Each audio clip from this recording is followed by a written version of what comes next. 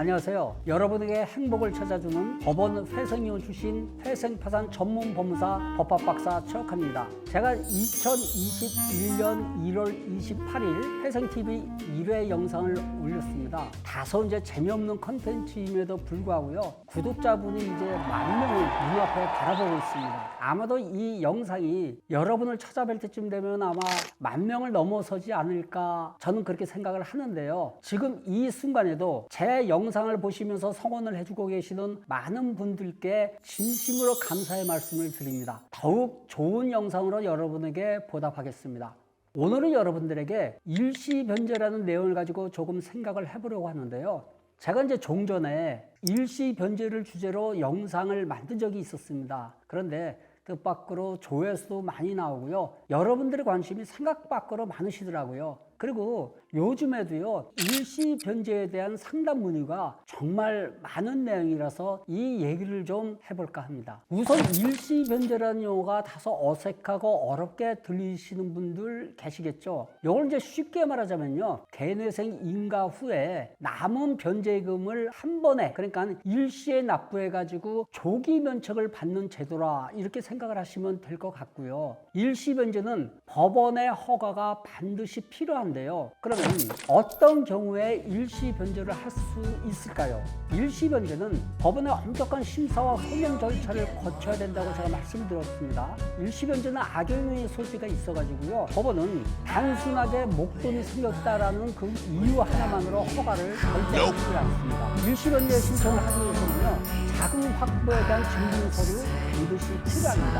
일시변제 소요되는 변제자금은요, 일단 채무자 본인이 재산이 아니고요. 예컨대 주위의 친지분들이 도와주어 대신 변제하는 그런 돈이 되어야만 됩니다. 물론 개인회생 접수 당시에 청산가치에 반영되어 있던 재산, 이 부동산을 개인회생 인가 후에 처분한 경우에는 채무자 돈이라 할지라도요, 이 재산을 매각한 대금으로 일시변제하는 거, 요거는 이제 통상적으로 허용되는 것으로 이렇게 보이고 있습니다. 일시변제를 하려는 분들 사유 아주 다양한데요. 실무에서는 이제 은행 대출과 관련해서 보증서 발급이 필요한 경우, 그러니까 이 개인회생 중인 분들 있지 않습니까? 이분들에게는 보증사에서 보증서 발급을 거부를 합니다. 또는 최근에 우리 사무실에서 처리한 사건 가운데 가장 많은 것, 결혼을 앞둔 분이 개인회생을 하고 있다는 사실을 상대방이나 상대방의 집안에 알리고 싶지 않을 때, 이런 경우에 부모님이나 친지의 도움으로 일시를 변제하는 경우가 정말 많았습니다. 그런데 개인회생 신청을 하고 변제자금이 생겼다고 해가지고 초기에 일시 변제 신청을 할 경우 법원에서는요, 개인회생 제도를 남용 또는 악용하는 것을 보는 경우가 많더라고요. 특히 노동력이 있는 나이에 회사를 그만두면서 받은 그 명예퇴직금 있지 않습니까? 이걸 일시변제하려는 경우도 가끔 있는데요. 이런 경우에는 각 법원마다 약간 이제 차이가 있습니다. 심리상 이견이 있거든요. 그래서 이런 경우에는요, 조금 신중하게 대처를 하시는 것이 좋습니다. 또한 단순히 개인회생을 신청한 채무자 자신의 급여가 늘어난 경우가 있을 수 있겠죠. 이런 경우 주의해야 됩니다. 예를 들어서 월급이 200만 원이라고 해가지고 1인 최저생계비를 뺀 나머지 금액 가지고 인가를 해줬는데 이분의 월급이 350만 원이 됐어요. 그럼 이분이 이제 월급을 절약을 해가지고 모아둔 돈으로 일시변제를 한다고 신청할 경우, 요거 좀 법원을 설득하기가 상당히 쉽지 않습니다. 어렵다는 얘기겠죠. 따라서 단순히 채무자의 소득이 증가해서 일시변제를 할 경우에는 갚아야 할 변제금이 당연히 늘어난다고 봐야 될 것 같습니다.